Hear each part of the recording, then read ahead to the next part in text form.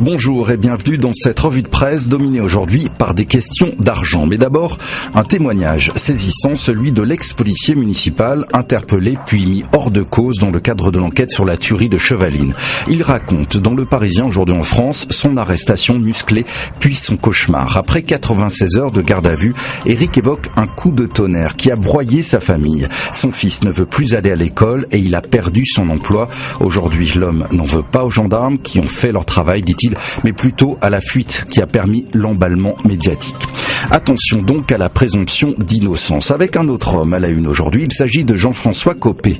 Toute l'affaire vient du Point qui cette semaine a publié une enquête fouillée sur les relations du patron de l'UMP avec la société Big Malion, gérée par des proches qui auraient, dit l'hebdomadaire, ruiné le parti avant qu'il soit obligé de faire la quête auprès de ses sympathisants.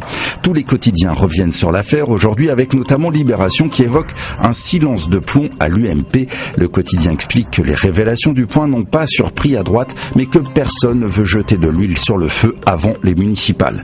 Le Figaro explique lui aussi que ces accusations ne datent pas d'hier de la part des adversaires de Jean-François Copé, qui de son côté nie en bloc et a décidé de porter plainte contre l'hebdomadaire et ses journalistes.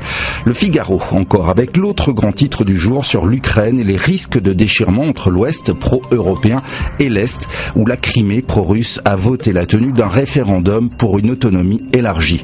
La Croix explique que cette province conteste ainsi dangereusement le nouveau pouvoir de Kiev à peine installé dans un dangereux face-à-face de deux Ukraines. Le Parisien aujourd'hui en France se demande de son côté si on a vraiment une chance au grattage. La question se pose après les révélations de l'ancien PDG de la Française des Jeux qui explique que l'égalité des chances promise par l'opérateur n'a jamais existé.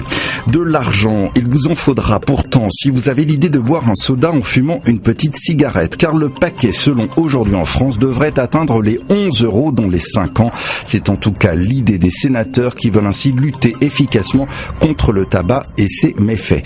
Et contre l'obésité, nous dit le Figaro, les mêmes sénateurs préconiseraient de quadrupler la TVA sur les sodas. C'est sur cette note sucrée et salée que l'on se quitte. Bon week-end à tous.